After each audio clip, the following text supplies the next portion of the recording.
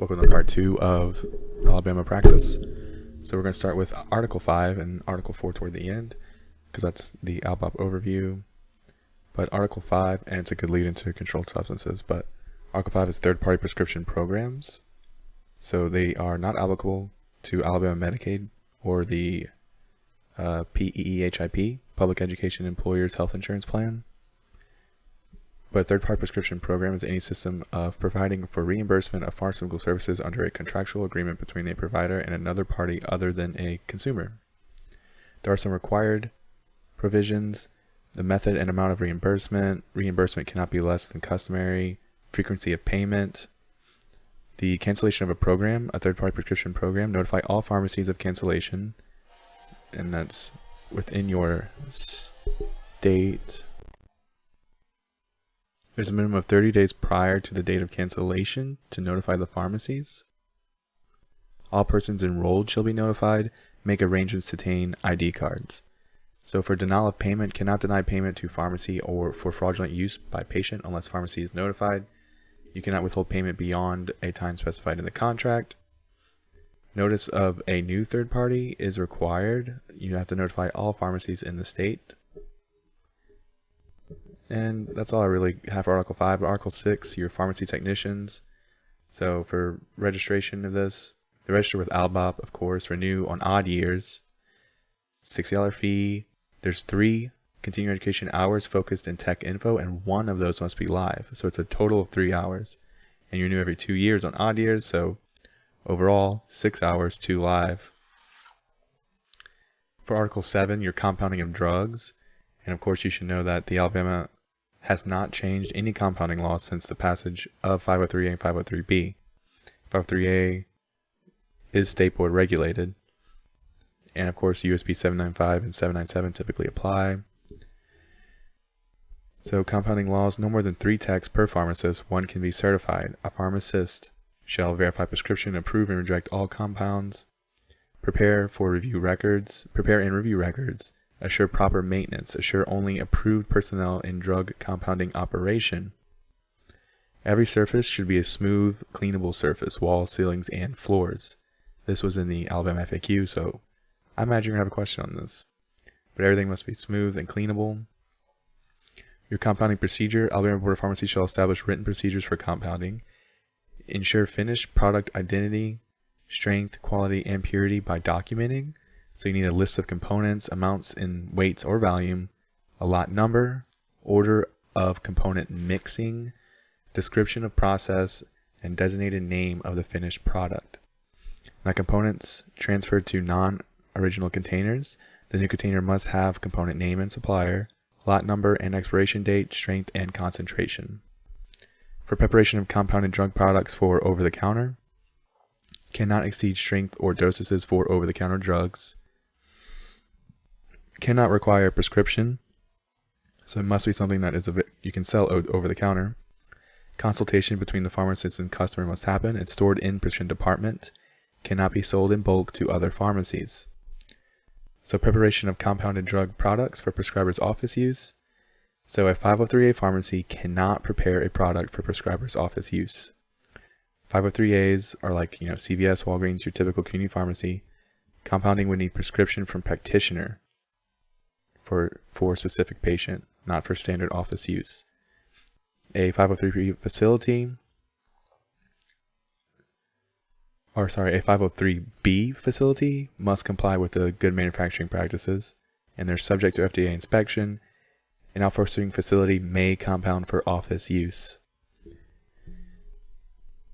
So if you're wondering, I did post a video about the 5% rule, but the 5% rule for the 503A pharmacies is about dispensing across the state. Our 503B pharmacies is dispensing across the state. More than 5% can't be for pharmacies across state lines. Prescriptions for animals. So you may compound upon an order or prescription. Prescriptions can be handled in the same manner as prescriptions for humans. Some rules. So sterile, non-sterile, and hazardous drugs all have to have a separate compounding area.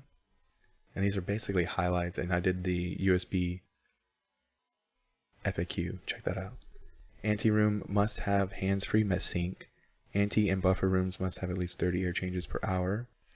A pressure meter is needed between the ante room and the general room. It's also needed between the ante room and the buffer room if a wall is there. If there's no wall between the ante room and buffer room, velocity meter between them is what's necessary. So if it's more of a division, velocity meter. If there's a wall between ante and buffer, pressure meter. Then also a pressure meter in the ante to general room. So one ante room should have 2 pressure meters, or a pressure meter and a velocity meter. You can mix and weigh non-sterile products in an iOS 8 environment. Alabama says must be able to wipe down all surfaces, including your ceilings, walls, and floors. There is the immediate use exemptions, so 3 or fewer low-risk CSPs can be prepared in worse than iOS Class 5 when there is no contact contamination and administration starts within 1 hour and is completed within 12 hours. So the BUD basically is 1 hour, but it has and can't be used more than 12 hours. So written and media field test for low and medium risk annually, semi-annually for high risk, and that's the same for your hazardous drugs.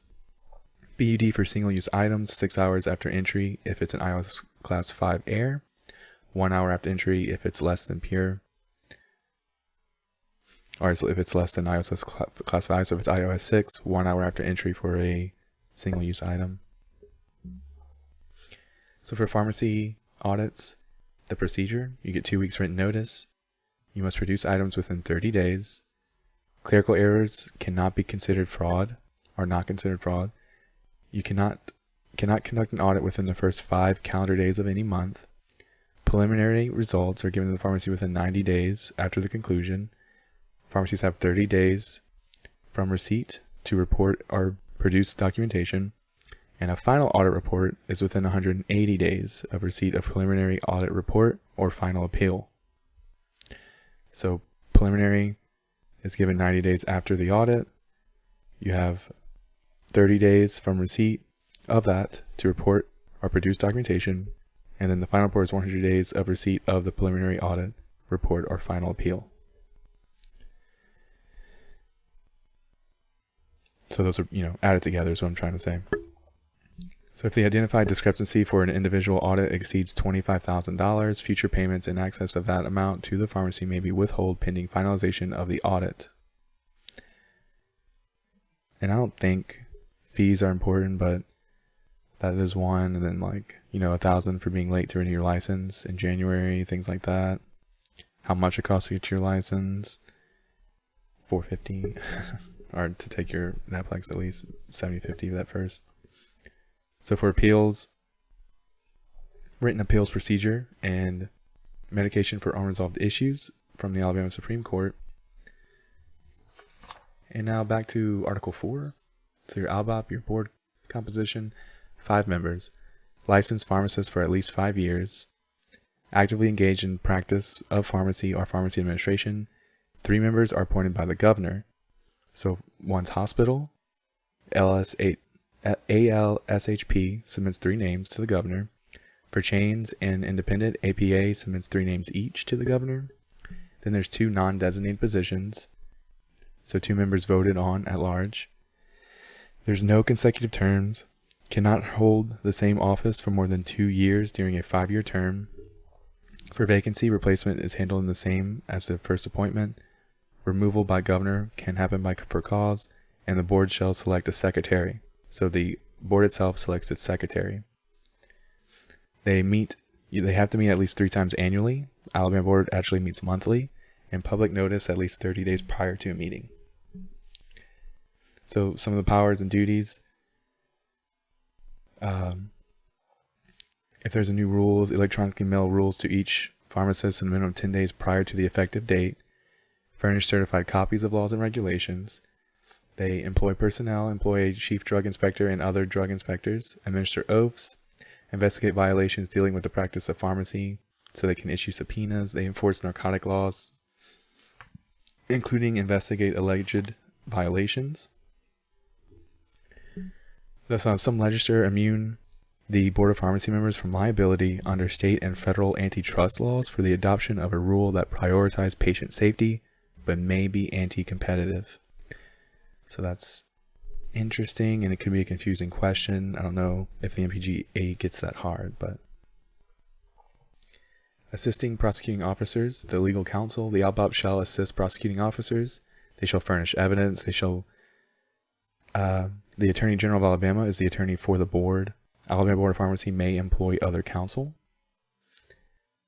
And to appeal the orders of ALPOP, the Circuit Court for County of Residence is who you go to 30 days from the date of receipt of the order.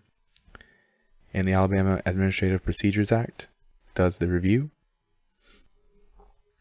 And I'll stop this one, and then the next video will be focusing on some of the rules with Alabama Board of Pharmacy and even kind of a summary of the last 2 videos or 3 videos, but